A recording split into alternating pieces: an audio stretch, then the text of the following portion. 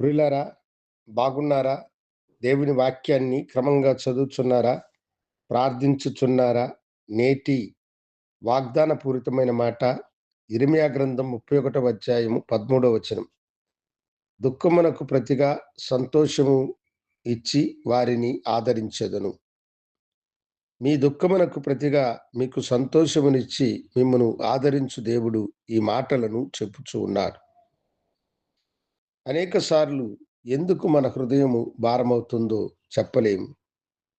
అనేకమైన సమస్యలలో మనము వేదన పడుతూ, ఈ బాధలో నుండి, ఈ శ్రమలో నుండి నన్ను ఎవరు విడిపించగలుగుతారు అని కన్నీరు కారుస్తూ వేదన పడుచున్న నీతో దేవుని మాట చెబుతూ ఉన్నది. నీ దుఃఖమునకు ప్రతిగా నేను సంతోషమునిచ్చి నిన్ను ఆదరించెదను అని అంటున్నాడు.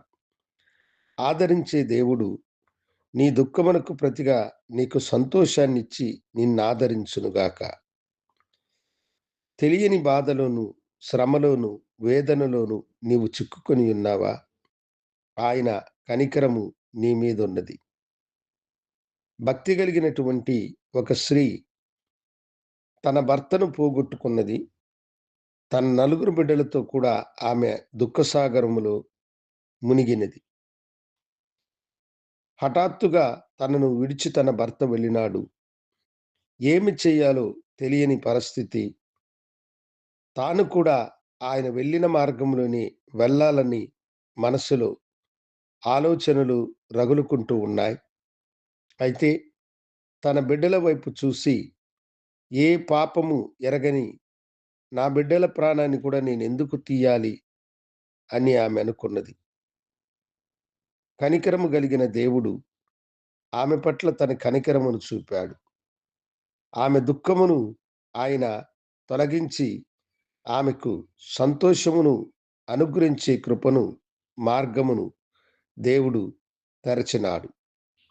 అవును దేవుని బిడ్డలారా, ఎన్నో ఏండ్లగా ఆమె ఉద్యోగము కొరకైనటువంటి ప్రయత్నాలను చేయిస్తూ ఉండగా, ప్రభుత్వం నుండి ఆమెకు త్వరలో ఇంటర్వ్యూకి రమ్మన్నటువంటి పిలుపు వచ్చింది. దానిని తీసుకొని ఆమె వెళ్ళినప్పుడు ఎలాంటి సమస్యలు లేకుండా ఆ ఇంటర్వ్యూలో పాస్ అయి మంచి ఉద్యోగములో ఆమె స్థిరపడి ఆనందముగా జీవించే కృపను దేవుడు ఆమెకు అనుగ్రహించినాడు.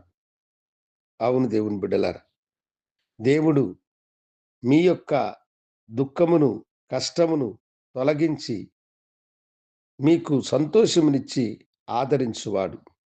ఈరోజు నీవు దుఃఖపడుతూ ఉండొచ్చు. ఈరోజు నువ్వు వేదనలో ఉండవచ్చు. రేపటి దినము దేవుడు నీకు సంతోషమిచ్చే దినముగా మారవచ్చు.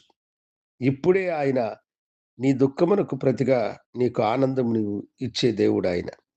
ఎందుకంటే ఆయన మన దుఃఖములను, మన బాధలను, మన శ్రమలను, మన వేదనలను సిలువ మ్రాను మీద మోసి మనకు విమోచననిచ్చి మనలను ఆశీర్వదించినవాడు.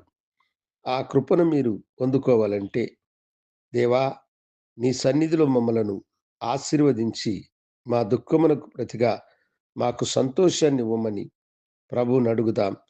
ఆయన దయాహస్తము మీకు తోడుగా ఉండి మిమ్మలను ఆశీర్వదించునుగాక.